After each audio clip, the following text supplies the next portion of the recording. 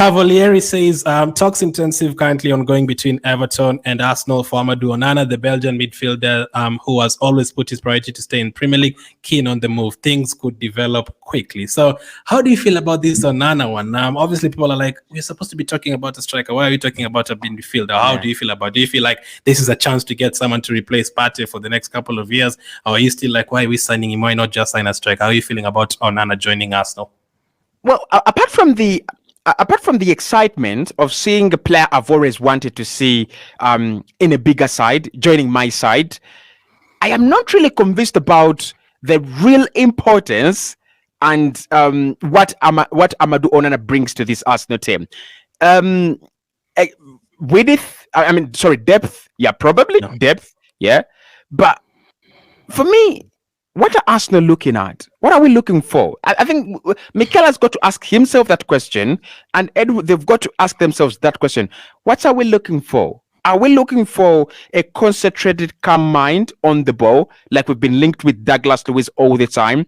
All right. Are we looking for an elite, guy in transitioning the ball, like Partey? So you could think about Martin Zubimendi. Are we looking for tough tackler, Palhinha? Yeah. Top tackler. Are we looking for a classic eight box to box, like Amadou Onana fits that profile? What is it about Amadou Onana that Arsenal desperately want to spend around 40 million for? We either get him or we bust. I'm not really sure about this anyway. I'm excited. I've seen him play. And I appreciate his game, but he is not Thomas Partey, and his playing style is very, very close to Declan Rice. Wants to carry the ball, so he's not going to be releasing Martinelli and Saka quicker. He's passing into tight spaces and releasing players that are like on the half turn. That is not his great part of the game. So again. It's a confusing one for me. It's not the Kai Havertz one, because Amadou Onana has done well at Everton. The last two, ever since he came here, I think in 2022, he's done well. He's really, really done well. But is it our priority? If it's summer signing, I would understand. Like, we are going to have a clear route. I would understand. But I think Mikel Arteta wants to either take advantage of the situation, the financial situation at Everton, or he thinks that maybe, because you can't trust Thomas Partey's fitness, you might we might need we might reach a time where Havertz is playing up top, then Onana, Rice, and Odegaard are playing in midfield, because that could be the future. Havertz up top, and then these three in midfield. Maybe if he's looking at that, maybe it makes sense. But again, for me, it does not, right? Because in that left number 8, I would want a player who still has the instinct to score a lot of goals. I would want a clutch player in that, in that position. Now, who would play as a number 8? Him or Rice? Onana would play 8. Yeah, Onana, because you look at Everton, James Garner and Idrissa Gana Gueye are behind him and Abdoulaye Doucouré. Yeah, so it's Onana to play 8. He's not an excellent tackler. He's not in that bracket. Not an elite ball winner like Declan Rice, but his ability, his engine. Patrick Vieira, like carrying the ball. He's so very, very good at that. Yeah, so he's that traditional 8. So he's not a bad signing. I would love him, but for us being on the brink of FFP, I would rather risk that by bringing in a number 9 or a striker, or even if it's just a forward. I don't care if it's just a number 9, but even if it's just a forward, right? Like there's Joaquin Correa. Joaquin Correa he was at Inter Milan. Yeah, I would like such kind of forward. Not really fixated on being I'm the number 9, but really fixated with the idea of I'm a forward, and when I get to the forward positions, I should be quickly snapping those shots into the back of the net. So Onana is the complete opposite to Partey, as you've said, in terms of complete fitness. So if you take a look at the fitness for Onana, the last 3-4 seasons, he missed 11 games due to abductor pain, and then growing problems 7 days. So he only missed like He missed 3 games, as you can see on the right, in the 2020-2021 season. The 21-22 season, he didn't miss any game at all.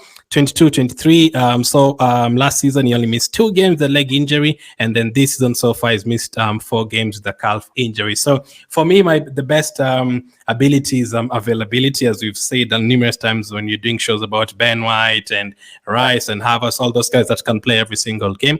Onana is one of them. So do you think you'd act as a direct party replacement, or do you think we could actually see all 3 of them on the pitch at the same time this season? No, I don't think we would see I don't think we would see all of them on the pitch at the same time. I think what we would see is in games where we have a little bit less of control, I think we would see him in midfield alongside Thomas Partey, like in kind of a double pivot. But in games where we are, because I think what Mikel has in plan for Rice is to kind of make him, a Lampard kind of guy, like allow him that freedom to bombard forward. But in games where Arsenal are really in total control, I think it would be Thomas Partey, and I won't be surprised for that 30 million euros or 45 million euros for him to be a backup player that Arsenal eventually get rid of 3 years later for around 50 or 55 million. Yeah, so as you say, you'd pull out of this deal and get a striker instead with that money.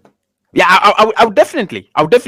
It's a deal that we can do in the summer. It's a deal that we don't have to rush into right about now. There's so many strikers you can sign for that amount. 50 million, 60 million, there's a lot. I was looking at Sky the other time, and they were saying that Juve know their financial situation. They don't want to sell, but if anything came in around 50 million, they'll be forced to listen and probably negotiate a deal,